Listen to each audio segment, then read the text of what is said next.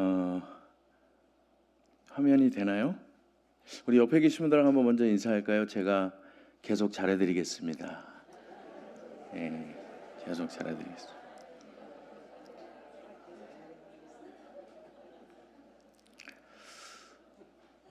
화면을 좀 보여주셔야 되는데 오늘은 제가 맡은 부분은 99번과 100번입니다. 주기도문의 서문 그리고 머릿말입니다. 오늘은 주기도문의 서문과 머릿말에 들어가기 전에 유머는 아니고 우리 조선시대 옛날 역사로 시작하려고 합니다. 우리 조선시대 역사 어떤 걸까요? 여러분 이 생선 뭔지 아십니까?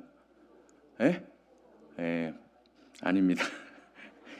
그 이름도 유명한 도루묵입니다. 그런데 이 생선의 이름이 처음에는 그냥 묵이었습니다.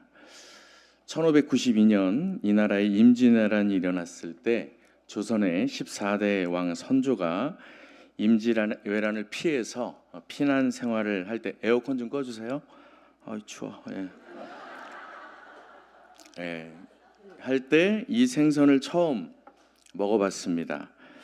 왕이 이 생선을 먹었는데 너무 맛있어가지고 그때 이 생선의 이름을 은처럼 이렇게 빛난다 해서 은어라고 불렀습니다. 그런데 임진왜란이 다 끝나고 나서 이제 선조가 이 생선을 다시 먹어봤는데 그때는 너무 맛이 없어서 이 생선을 다시 묵이라고 불러라. 그래서 이 생선의 이름이 안타깝게도 도루묵이 된 것입니다. 자, 그러면 분위기상 제가 왜 이 말씀을 드렸는지 느낌이 확 오시죠? 우리가 작년부터 지금까지 배운 교리가 이 귀한 교리가 도루묵이 되지 않기 위해서 말씀을 드렸습니다. 자, 이쯤 되면 우리가 한쪽 눈을 감고도 술술 나와야 됩니다. 그렇죠? 1부는 1번부터 37번 사도신경을 중심으로 배운 우리 삼위일체 하나님의 사역과 인간의 타락에 대해서 그리고 신자가 죽은 다음 그 사후의 세계에 대해서 그 유익에 대해서 우리가 배웠습니다. 그리고 2부에는 38번부터 107문 우리가 사도신경에서 삼일체 하나님을 배웠다면 그분을 우리가 정말 믿는다면 그 십계명을 중심으로 한 우리 신자의 삶에 대해서 배웠습니다. 그래서 사도신경은 신앙의 핵심 내용이고 십계명은 신자의 삶입니다. 주기도문은 하나님의 비전이라고 말할 수 있습니다. 그러면 오늘은 주기도문 첫 시간이니까 먼저 주기도문의 전체 구조를 우리가 큰 그림으로 먼저 보시겠습니다. 보이시나요? 글씨가 좀 작죠? 저는 눈이 영롱하기 때문에 다 보입니다. 이 머릿말 그리고 간구, 맺은말 이렇게 구성이 되어 있습니다. 여러분 지난 시간에 우리가 기도에 대해서 배웠습니다. 기도는 누구에게 누구의 이름으로 드린다고 배웠습니까? 기도는 성부 하나님께 성자 예수님의 이름으로 드립니다.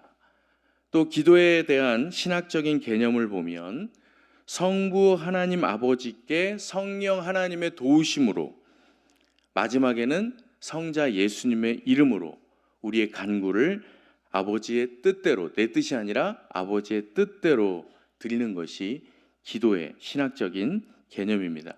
여기에 조금 더 덧붙이면 올바른 기도 속에는 반드시 회개와 감사가 포함되어 있어야 합니다. 그러므로 기도의 바른 정의는 내 뜻과 내 소원보다 먼저 하나님의 뜻을 이루기 위한 것입니다. 왜냐하면 내 뜻을 이루기 위한 기도는 내가 남들보다 열심히 노력하면 어느 정도는 이룰 수 있기 때문에 기도의 정의가 될 수 없습니다.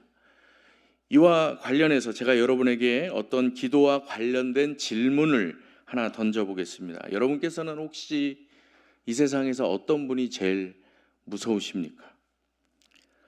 미친 사람입니까? 아니면 조폭입니까?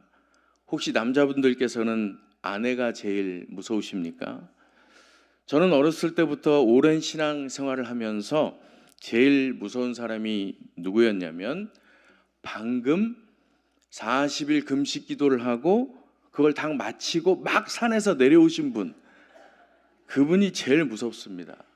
오전에 우리 담임 목사님께서도 잠시 언급을 하셨지만 뭘 봤다고 하는 분들, 계시를 받았다 그러고 또 내가 40일 금식 기도했다는 미명 아래 아무나 붙잡고 예언해 준다 그러고 그리고 그들은 실제로 그런 이상한 말들을 하고 다니는 것을 저는 본 적이 있습니다. 그런데 그건 다 배고파서 하는 소리입니다. 우리가 금식 기도를 정말 하나님 앞에 진지하게 했다면 예수님처럼 겸손하고 온유하게 변화해야 할 줄 믿습니다.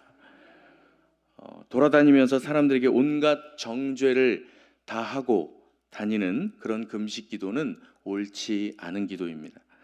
또 어떤 사람은 기도를 처음부터 잘못 배워가지고 어떻게 기도하냐면, 하나님, 제가 그토록 오랜 세월을 매일 울며 불며 열심히 기도를 했는데 도대체 내 기도는 언제 들어주실 겁니까? 만일 이 기도마저 안 들어주시면 저도 나름대로 생각이 있습니다. 이런 기도를 하는 사람들도 있습니다. 둘 다 완전히 빵점짜리 기도입니다. 그러므로 여러분, 우리가 기도란 무엇인가를 말할 때 오늘부터 몇 주간 배우는 이 주기도문을 통해서 잘 배워야 할 줄 믿습니다. 그런데 가만히 생각해 보면 우리들의 기도의 내용은 대부분 어때요? 1번은 우리의 건강을 위해서, 2번은 뭐예요?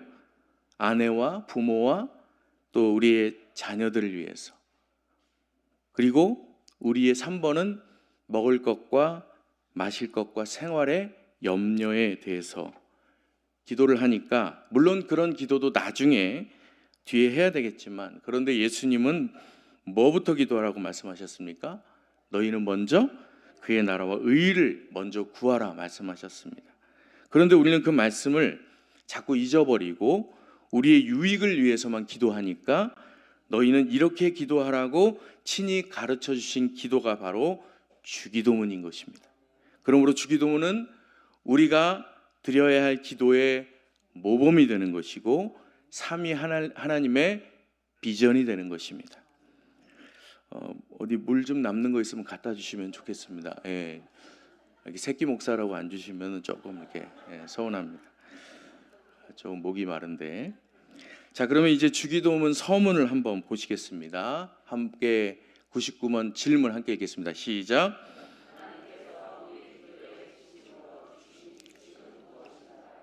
답입니다. 시작.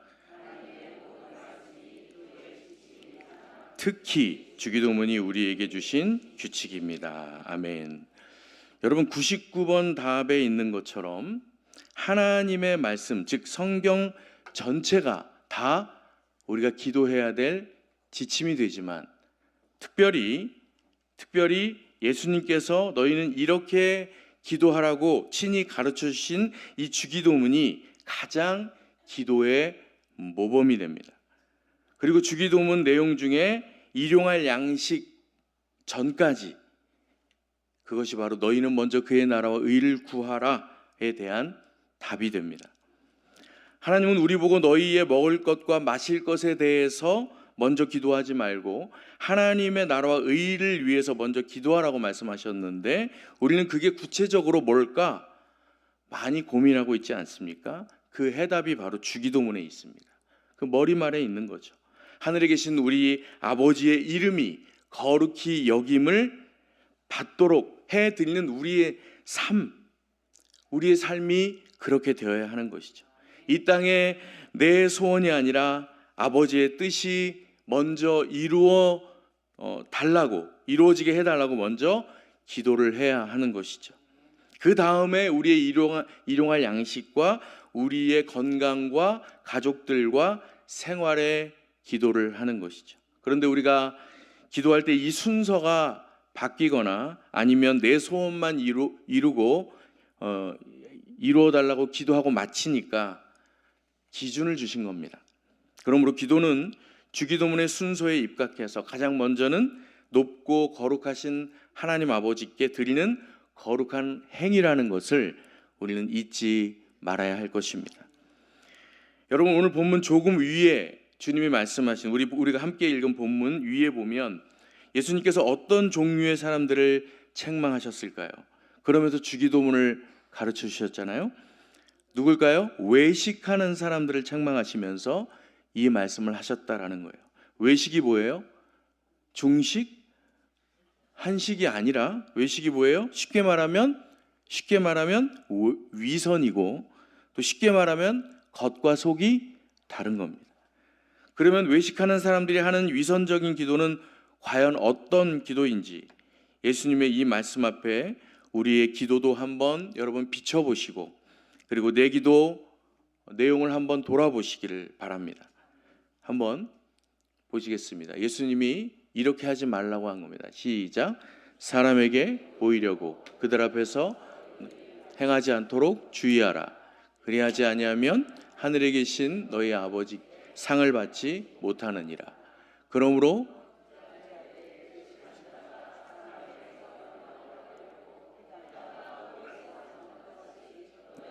나팔을 불지 말라.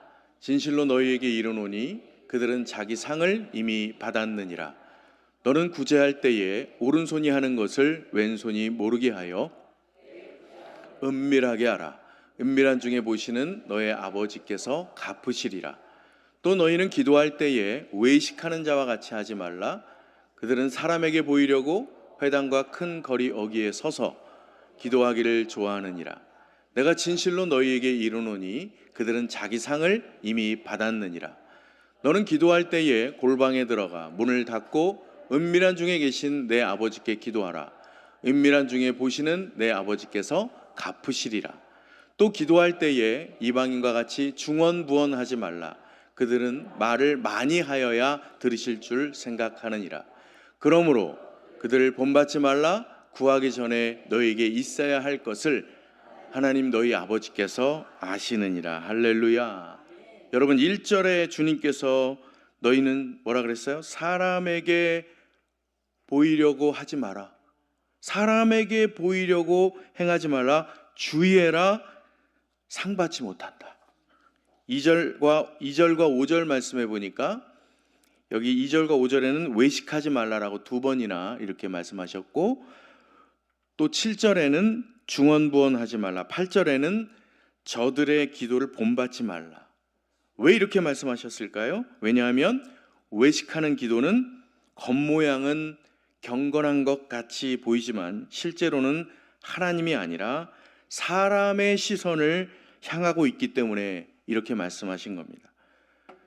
제가 제일 무서워하는 40일 금식 기도를 하고 방금 산에서 내려오신 분도 겸손해야지, 온유해야지, 사람에게 보이려고 하면 똑같은 것입니다. 또 2절에 외식하는 자들은 회당과 거리에서 나팔을 분다. 나팔을 실제로 불었다는 뜻이 아니라 자신의 선행을 어떻게 해요? 크게 드러내고 싶고 과시하고 자신의 존재감을 드러내는 사람들을 비유적으로 표현하신 말씀입니다. 3절에 구제할 때도 오른손이 한 것을 왼손이 모르게 하라라고 말씀하셨는데, 외식하는 사람들은 자기 이름이 드러나지 않으면 굉장히 힘들어합니다. 그래서 만방에 자기의 선행을 알려야 됩니다. 하나님의 영광과 자기의 영광이 똑같다고 생각합니다. 또 5절에 보면 너희가 사람에게 보이려고 회당과 큰 거리 어귀에 서서, 왜 서 있어요? 보이라고, 기도하기를 좋아한다 하신 말씀은, 외식하는 사람들은 사람들에게 경건해 보이는 것을 즐긴다라는 말씀입니다. 아, 저 사람 참 믿음이 좋다, 저 사람 참 기도 많이 하는 사람이네, 이런 평가를 듣고 싶은 마음이 크기 때문에 자기가 기도하는 겉모양을 통해서 사람의 칭찬을 은근히 기대하는 그런 사람들을 지적하신 말씀입니다. 7절 말씀에 중언부언하지 말라는 말씀은 외식하는 사람들은 기도할 때에 의미 없이 같은 말을 반복하거나 아무 생각 없이 말을 되뇌이는 것을 지적하신 말씀입니다. 그래서 2절과 5절에 이런 사람들은 뭐라 그러셨어요? 이미 사람들에게 인정을 다 받았기 때문에 상을 이미 받았다. 내가 줄 상이 없다라는 얘기죠. 그러므로 너희는 외식하는 자들 같이 기도하지 말고 오늘 9절 말씀에 9절 말씀 오늘 본문 다시 한번 읽습니다. 시작. 그러므로 하늘에 계신 우리 아버지여. 아멘. 여러분, 누가 이렇게 기도하라고 가르쳤어요? 하나님의 아들이신 예수님이 이렇게 기도하라 직접 가르쳐 주셨습니다. 그러므로 우리가 하나님 아버지께 드려야 할 가장 완전한 기도의 모델로 가르쳐 주신 기도가 바로 주기도문인 줄 믿으시기를 바랍니다. 계속해서 주기도문 머릿말에 해당되는 100번 질문을 함께 읽겠습니다. 시작. 주기도문의 머릿말이 우리에게 무엇을 가르치나요? 답입니다. 시작. 하나님께 나아갈 때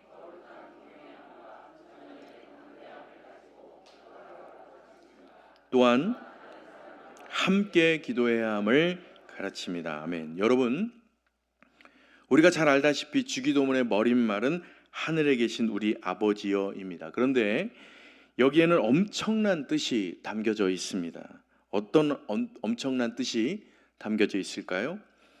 주기도문의 머릿말은 우리의 기도가 어디에 도착하는지 그 주소지를 정확하게 알려주시기 때문에 엄청난 뜻인 겁니다. 여러분께서 잘 아시다시피 우리나라는 1910년부터 무려 36년 동안이나 일제강점기가 있었고 잠시 5년 동안 해방됐지만 금방 또 5년 후에 6.25 전쟁이 일어났습니다. 그때 이 나라의 어머니들과 할머니들 뭘 하셨습니까? 전쟁 때문에 잃어버린 내 남편, 내 아버지, 내 형제가 제발 안전하게 집에 돌아오게 해달라고 매일 정화수 한 그릇을 떠놓고 두 손 모아 간절하게 기도하셨습니다. 그분들에게는 그것이 소원이고 기도였기 때문입니다. 6.25 동란이 다 끝나고도 아직 돌아오지 않은 아버지와 남편을 위해서 이 땅의 어머니들은 가을거지 후에 고사떡을 해놓고 그 앞에서 한참을 뭐라고 기도하셨습니다. 옛날 어머니들에게는 그것이 기도였습니다. 여러분, 그런데 그 기도의 도착지는 과연 어디였을까요? 하지만 우리가 한 걸음 더 나아가서 생각해 보면 여러분, 우리만 기도하는 것이 아니라 전 세계의 남녀노소 모든 사람, 모든 종교인들은 저마다 다 기도를 하고 있습니다. 너무너무 간절하게 기도합니다. 여러분, 인도라는 나라에는 그 소는 아주 특별한 대우를 받죠. 왜냐하면 그들에게 있어서 소는 신이기 때문에 그렇습니다. 제가 개인적으로 잘 아는 저와 신대원 동기이신 인도 선교사님 한 분이 계십니다. 그분의 이야기를 들어보면 인도 사람들은 길거리에서도 저렇게 소에게 두 손을 간절히 모으고 기도하는 모습을 흔하게 볼 수 있다라고 말했습니다.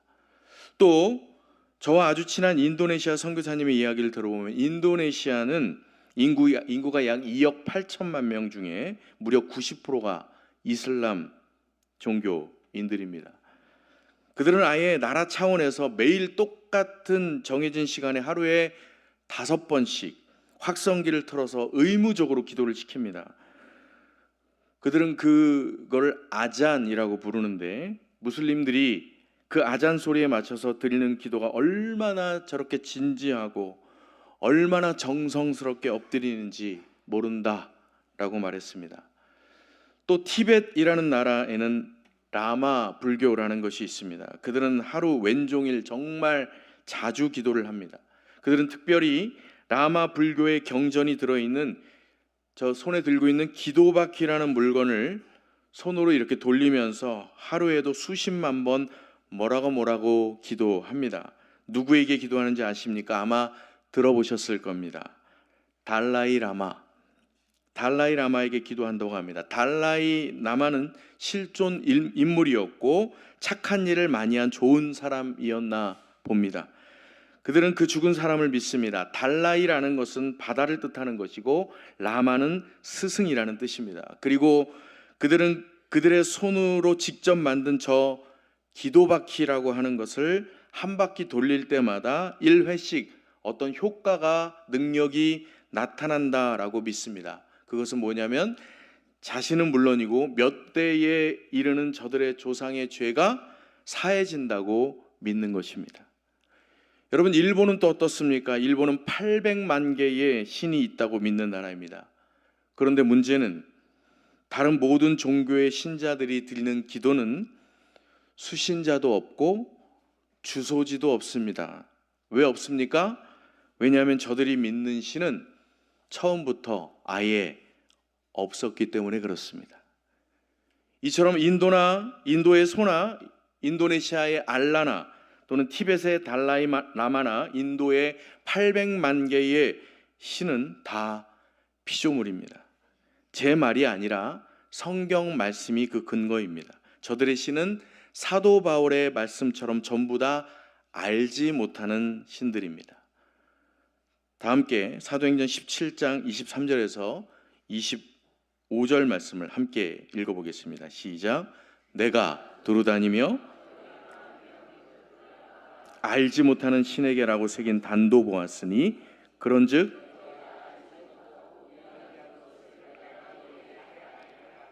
우주와 시작. 그 가운데 있는 만물을 지으신 하나님께서는 천지의 주제시니 손으로 지은 전에 계시지 아니하시고 또 무엇이 부족한 것처럼 섬기는 아니니 이는 만민에게 생명과 호흡과 만물을 친히 주시는 이심이라. 할렐루야. 여러분, 사도 바울이 다른 모든 종교의 신들은 너희가 뭐라 그랬어요? 손으로 지었다라고 말씀하고 있지 않습니까? 그러므로 여러분, 천지의 주제이신 분은 오직 우리 하나님 한 분뿐이신 줄 믿으시기를 바랍니다.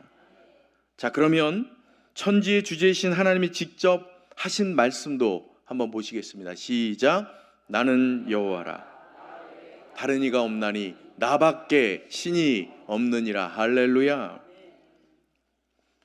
여러분, 한 분뿐이신 하나님께 우리 영광의 박수를 한번 올려드리겠습니다. 이상으로 예배를 마치겠습니다. 좋아하시는 것 같은데, 성경 여러 곳에 이런 말씀이 많이 있지만 한 군데 더 보겠습니다. 시작. 우리가 우상은 세상에 아무것도 아니며 또한 하나님은 한 분밖에 없는 줄 아노라. 할렐루야. 여러분, 제가 자주 하는 말인데요, 본성이 부패한 사람은, 인간은 몸에 힘이 다 빠져야 그때야 살려달라고 기도합니다. 일반 자연인은 자기가 어렵게 쌓아 올린 그 자존심과 그 고집 때문에 기도하기가 너무 어렵습니다. 그러나 그들도 사실은 다 몰래 기도합니다. 자기 힘으로 될 때는 기도하지 않지만 자기 힘으로 되지 않는 일을 만나면 곧바로 하늘을 바라보며 원망하고 불평하지 않습니까? 그러나 그것도 정확한 대상을 몰라서 그렇지 일종의 기도라고 말할 수 있습니다. 문제는 정확한 대상과 주소지가 없다라는 것이 문제죠. 그토록 자존심과 고집이 센 사람도 자기가 감당할 수 없을 만큼 힘들면 내가 뭘 그렇게 잘못한 게 있어서 이런 고통을 주느냐고 울며 불며 따지며 하늘을 향해서 뭐라고 궁시렁거리면 기도가 되는 줄 압니다. 기도를 한다는 것이죠. 이처럼 동서고금을 막론하고 평생 단 한 번도 하나님을 찾지 않은 사람도 깊은 물에 빠져서 죽을 것 같거나 혹은 큰 사고를 당해서 인생의 큰 위기를 만나게 되면 신이시여 살려주세요 하고 급하게 신을 찾는다라는 사실이죠. 그러나 사도 바울이 말씀한 천지의 주제이신 우리 하나님을 모르는 모든 사람들은 전부 다 엉뚱한 데다 대고 기도하는 것이죠. 주소지가 없습니다. 또 자신의 나이와 경험과 학력과 재산을 믿는 사람도 우상 숭배자입니다. 왜냐하면 그들도 역시 아직 특별히 자기 몸이 어디가 아픈 데가 없어서 그렇지 자신을 믿기 때문에 그렇습니다. 여러분, 그런데 이렇게 하나님을 모르는 모든 사람들의 기도에는 공통점이 하나 있습니다. 그것은 바로 수치인 불명이라는 공통점입니다. 그들이 아무리 정성을 다하고 엎드려 기도를 해도 그 기도를 받을 존재가 없습니다. 여러분 아마 다 기억하실 겁니다. 지금 이 시대에는 잘 쓰는 것 같지 않지만 예전에는 주소지가 잘못 쓰였거나 어떤 이유로든 편지를 전달을 받을 사람이 없을 때 봉투에 뭐라고 찍혀 있었습니까? 그렇죠. 사진 한번 보여줄까요? 수침불명 이라는 빨간색 스탬프를 찍어서 발신자에게 되돌려 보내지 않았습니까? 저들의 기도가 다 그런 것입니다. 처음부터 없는 신에게 그냥 마음이라도 편해 보려고 기도 편지를 보내는 것과 똑같습니다. 혹시 여러분 병에 담긴 쪽지 이야기를 들어보신 적 있으십니까? 어떤 배가 바다에서 파손하거나 표류가 되었을 때 살고 싶어서 누구라도 이 병을 좀 봐달라는 심정으로 병 속에 편지를 써 넣어서 바다에 던지는 행위입니다. 이 병이 파도를 타고 이리저리 돌아다니다가 누군가의 눈에 띄어서 배가 구조되면 다행이지만 안타깝게도 그럴 가능성은 거의 희박합니다. 그러므로 예수 그리스도 주님께서 직접 가르쳐 주신 이 주기도문이 얼마나 감사하냐면 주기도문의 머릿말에서 저와 여러분이 보내는 기도를 받으실 분이 누구신지 그 주소지부터 정확하게 알려주신다는 사실입니다.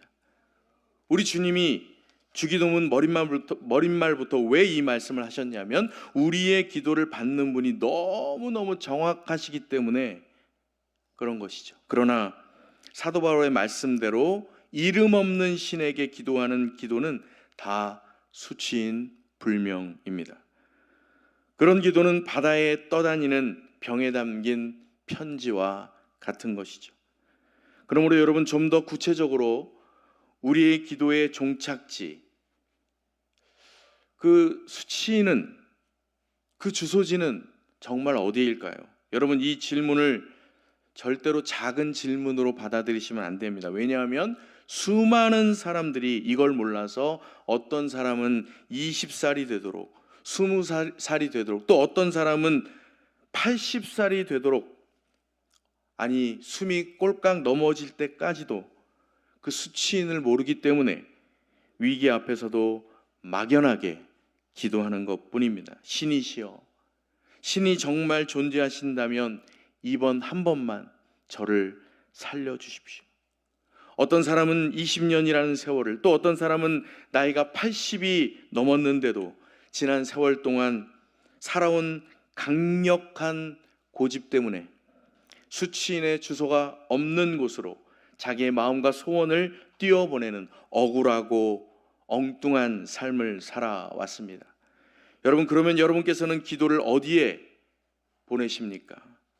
그냥 아무 신이라도 내 가슴 아픈 사연과 호소를 들어주시면 되는 걸까요? 제 친구 중에 어떤 놈이 하나 있습니다. 로또 복권을 매일 사가지고 번호를 다 표시한 다음에 매주 이렇게 기도합니다. 하나님, 부처님, 산신령님, 조상님 중에 아무나 들어주세요. 내가 방금 긁은 이 로또가 1등만 되게 해주시면 내가 당장 그분을 믿겠습니다. 이렇게 기도합니다. 실제로 저에게 그렇게 말했습니다. 이건 그냥 애들 말로 똥꼬빵꾸입니다. 수치인이 없습니다. 여러분, 그러므로 우리가 하나님의 백성이라면 내가 드리는 간절한 기도가 닿고 내 간절한 절절한 기도와 눈물이 도착할 그 주소를 정확하게 알고 기도해야 할 줄 믿습니다. 여러분, 그런데 이 주소지를 누가 가르쳐 주셨다고요? 그 주소지에서 직접 오신 분이 가르쳐 주신 거예요. 믿으십니까? 여러분, 그러므로 우리가 매일 엎드려 기도할 때마다 늘 기억하고 인식해야 할 것이 있습니다. 그것은 바로 내가 드리는 기도를 받으실 분이 살아계신 수치인인가 아닌가 하는 것입니다. 죽은 수치인에게 아무리 기도해봐야 받을 존재가 없기 때문입니다. 저와 여러분이 드리는 간절한 기도의 수치인은 반드시 우리의 기도를 들어주시는 걸 기뻐하시는 분이어야 합니다. 우리의 기도를 들어주실 수 있는 귀와 우리의 소원을 이루어 주실 수 있는 능력 있는 분이셔야만 합니다. 그분은 천지를 지으신, 천지의 주제이신 하나님 딱 한 분뿐이신 줄 믿으시기를 바랍니다. 이렇게 하나님의 아들이신 우리 예수님은 너희는 저렇게 외식하는 자들 같이 기도하지 말고 이렇게 기도하라 가르쳐 주시면서 제일 먼저 바른 주소지에 대해서 말씀하셨다라는 사실입니다. 정확하게 알려주신 거죠. 여러분, 주님이 가르쳐 주신 이 하늘에 계신 우리 아버지여, 이 짧은 한 구절에 수치인의 주소가 정확하게 기록되어 있습니다. 그러므로 우리는 기도할 때 눈꼽만큼도 의심하지 않고 하늘에 계신 이라는 이 정확한 주소를 마음이라는 편지에 써서 보낸다는 확신으로 기도를 드려야 할 줄 믿습니다. 여러분, 하늘에 계신 우리 아버지는 저와 여러분의 아버지이심을 눈꼽만치도 의심하지 마시기 바랍니다. 그런데 여러분, 성경은 이보다 더 친밀하게 로마서 8장 15절 말씀에는 뭐라 그랬습니까? 우리가 양자의 영을 받았으므로 아빠, 아버지라고 부르짖느니라. 갈라디아서 4장 6절 말씀에도 너희가 아들임으로 뭐라고요? 아들임으로 아빠, 아버지라 부르게 하셨느니라. 여러분, 저와 여러분도 부모이기 때문에 우리 자녀들을 향한 그 눈과 마음이 너무너무 애틋하지 않습니까? 부모인 우리는 아이들의 말에 귀를 쫑긋 세우고 귀를 기울이지 않습니까? 그러면 하늘에 계신 우리 아버지께서는 우리를 향한 그 눈과 그분의 귀는 얼마나 우리를 향하고 계실까요? 저와 여러분의 기도 소리에 얼마나 귀를 기울이고 계실까요? 자, 우리 베드로전서 3장 12절 말씀을 읽겠습니다. 시작. 주의 눈은 의인을 향하시고 그의 귀는 그들의 간구에 기울이시되. 할렐루야. 또 시편 34편 17절입니다. 시작. 의인이 부르짖음에 여호와께서 들으시고. 할렐루야.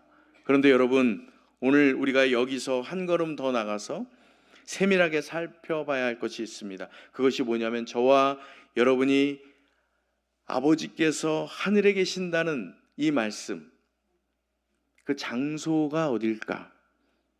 장소의 의미가 뭘까? 이걸 우리가 알아야 되는 거죠. 왜냐하면 예수님이 주기도문 머릿말에 하늘에 계신이라고 말씀하셨을 때 이 하늘은 그냥 단순하게 대기권을 벗어난 그 어딘가에 계신 하나님이실 거라고 희미하게 생각하면 안 된다는 사실입니다. 왜냐하면 그러면 우리 하나님 아버지가 너무 멀게 느껴지기 때문입니다. 그러므로 하나님이 하늘에 계신다는 이 말씀은 하나님의 높고 위대하심과 시 공간을 초월하시는 그런 하나님이라는 말씀입니다. 즉 주기도문의 머리말에서 하늘이라는 개념은 큰, 광대한, 어디에나 계신 그런 뜻입니다. 또 주기도문 머리말의 하늘은 헬라어로 우라노스 이렇게 표현되어 있는데 이것은 초월 이렇게 되어 있습니다. 하늘 아래, 우주 아래 어디에나 계시는 우리 아버지라는 말씀입니다. 시편 139편 7절 말씀 여러분 잘 아시죠? 내가 새벽 날개를 치며 바다 끝에 거주할지라도 거기서도 주의 손이 나를 인도하시며 주의 오른손이 나를 붙드시리이다. 여러분, 그러면 하늘에 계신 우리 아버지가 계신 곳은 어디일까요? 바로 우리가 가야 할 고향입니다. 그곳은 우리가 곧 가야 할 곳이기도 합니다. 또한 주기도문 머리말에 우리라는 것은 예수님을 믿고 거듭난 모든 신자들, 공동체성, 즉 영적 가족을 인식하라라는 것이죠. 여러분, 저와 여러분에게는 각자의 육신의 아버지가 계시고 또 계셨었습니다. 물론 아직 살아계신 육신의 아버지도 있으십니다. 우리는 그 육신의 아버지 때문에 이 땅에 태어났고 또 우리 육신의 아버지의 희생으로 우리가 자랐고 그리고 지금 우리는 여기에 있습니다. 저의 부친께서는 저를 살아계셨을 때 예뻐한다는 표시로 매일 아침마다 저의 더러운 발 뒤꿈치를 그렇게 깨물으셨습니다. 얼마나 아픈지 안 일어날 수가 없었습니다. 비록 저의 육신의 아버지는 약 10년 전에 천국에 가셨지만 저는 아직 여기에 있습니다. 여러분들의 육신의 아버지도 다 똑같지 않습니까? 옛날에 이 땅에 계셨던 우리들의 육신의 아버지는 너무너무 보고 싶고 물론 본받을 점도 너무 많지만 그러나 여러분, 모든 육신의 아버지들은 다 똑같은 공통점이 있습니다. 그것은 바로 모두 때가 되면 연약해지셨고 불완전했다라는 공통점입니다. 아무리 훌륭한 아버지, 아무리 탁월한 아버지도 결국 늙고 병드셨습니다. 그리고 지금은 천국에 계신 분들이 훨씬 더 많이 계십니다. 우리도 하나님의 시간표에 의해서 모두 고향 앞으로 갈 것입니다. 그런데 가끔 보면 안타깝게도 모든 아버지가 다 좋은 아버지는 아닙니다. 자녀를 낳기만 했을 뿐 자녀들에게 도움이 되지 않는 아버지도 있으셨습니다. 어떤 아버지는 자녀에게 상처만 주시고 심지어 자녀의 삶을 짓밟는 아버지도 있습니다. 그러나 우리 예수님께서 본문에 너희는 이렇게 기도하라 말씀하시면서 머릿말에 하늘에 계신 우리 아버지여라고 이렇게 기도하라고 말씀하신 이 하나님 아버지는 그런 아버지가 아니십니다. 여러분, 다윗은 하늘에 계신 아버지를 이렇게 선포하고 있습니다.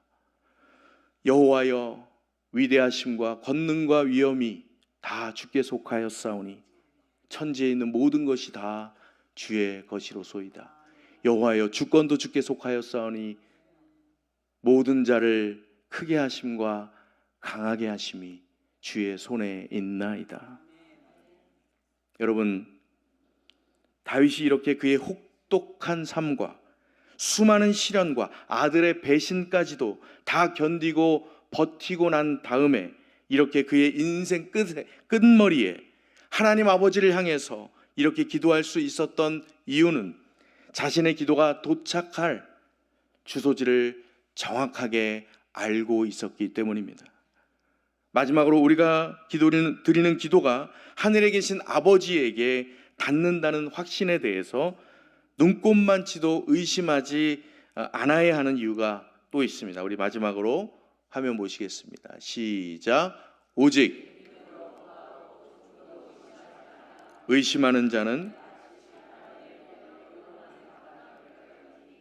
이런 사람은 무엇이든지 주께 얻기를 생각하지 말라. 두 마음을 품은 모든 일에 정함이 없는 자로다. 아멘. 여기서 두 마음을 품는다는 말씀은 하나님 아버지께도 기도하고 또 다른 아버지께도 기도하는 두 마음을 가진 어리석은 사람을 지적하신 말씀입니다. 즉 너희는 두 아버지께 기도하지 말라. 하늘에 계신 아버지는 오직 한 분이시니 너희는 조금도 의심하지 말라. 그런 말씀입니다. 왜냐하면 하늘에 계신 저와 여러분의 아버지는 딱 한 분밖에 없기 때문에 눈꼽만치도 의심하지 말고 기도해야 제대로 기도하는 것이다 라고 말씀하시는 것입니다. 결론입니다. 여러분, 이처럼 주기도문의 머릿말은 우리가 매일 드리는 기도가 도착하는 그 주소지가 정확하고 수치인은 우리들의 육신의 아버지같이 소천하지 않으십니다. 영원히 살아계심을 알려주시는 것이죠. 그렇기 때문에 우리는 우리 인생의 그 무거운 소포를 짊어지고 다닐 이유가 하나도 없는 것입니다. 왜냐하면 하늘에 계신 우리 아버지가 우리들의 그 무거운 소포를 다 처리해 주시는 선하신 좋으신 아버지이시기 때문입니다. 그러면 지혜로운 신자는 인생의 짐이 생기는 대로 기도할 수 있습니다. 그러므로 지혜로운 신자는 그 무거운 소포를 자기가 짊어지지 않고 하늘에 계신 아버지께 빨리 붙입니다. 그 기도의 속도는 어떨까요? 우리가 핸드폰으로 카톡을 전송하는 속도보다 훨씬 더 빠릅니다. 그런데 오직 하나님을 아빠, 아버지라고 부르는 자녀에게만 이 특권이 있다라는 사실입니다. 절대로 세상 사람들은 하나님을 아버지라고 부를 수 없습니다.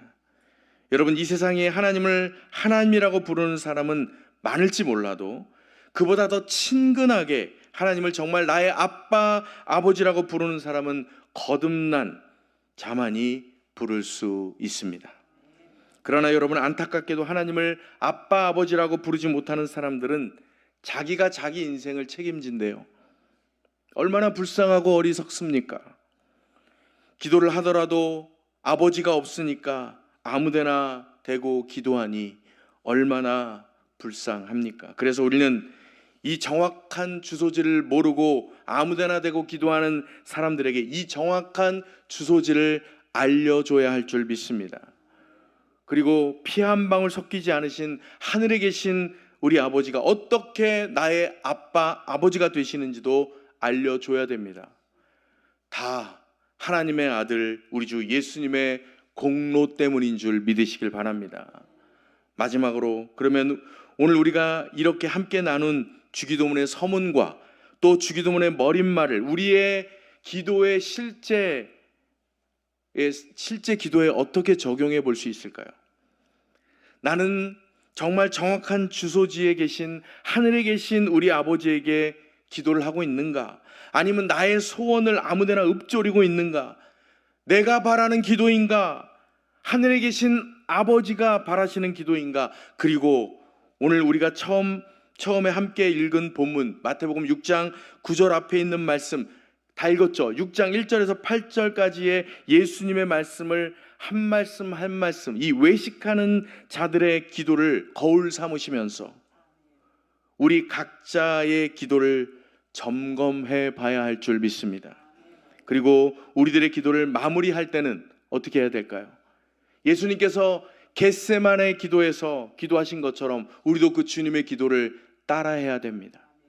주님의 마지막에 어떤 기도 하셨습니까? 이 잔을, 즉 이 고통을 나는 너무너무 견디기 힘들고 벗어나고 싶고 나의 소원도 분명히 있지만 그럼에도 불구하고 어떻게 기도하셨습니까? 나의 원대로 마옵시고 아버지의 뜻대로 하옵소서. 이것이 바로 아버지가 원하시는 기도인 줄 믿으시기를 바랍니다. 부디 우리는 마태복음 1장에서 8절에 있는 기도가 아니라 9절에서 13절에 기록된 아버지, 하나님 아버지의 이 비전을 이루어드리는 저와 여러분의 아름다운 기도와 남은 우리의 인생이 되시기를 예수님의 이름으로 축원드리는 바입니다. 기도하시겠습니다. 하나님 아버지, 은혜를 감사합니다. 오늘 주기도문의 서문과 머릿말, 하늘에 계신 우리 아버지여, 주님이 가르쳐 주신 이 기도의 모범을 통해 우리가 누구를 향해 기도하고 있는지, 수치인이신 하나님 아버지는 한 분이시며 영원히 살아계심을, 그래서 우리의 기도에 항상 귀를 기울여 주시는 분이심을 다시 깨닫게 하시니 감사와 찬양을 올려드립니다. 하나님 아버지, 주의 백성들인 우리가 기도할 때마다 멀리 계신 분이 아니라 우리와 친밀한 아빠, 아버지 되시는 한 분, 하나님께만 기도하고 있음을 잊지 않게 하여 주시옵소서.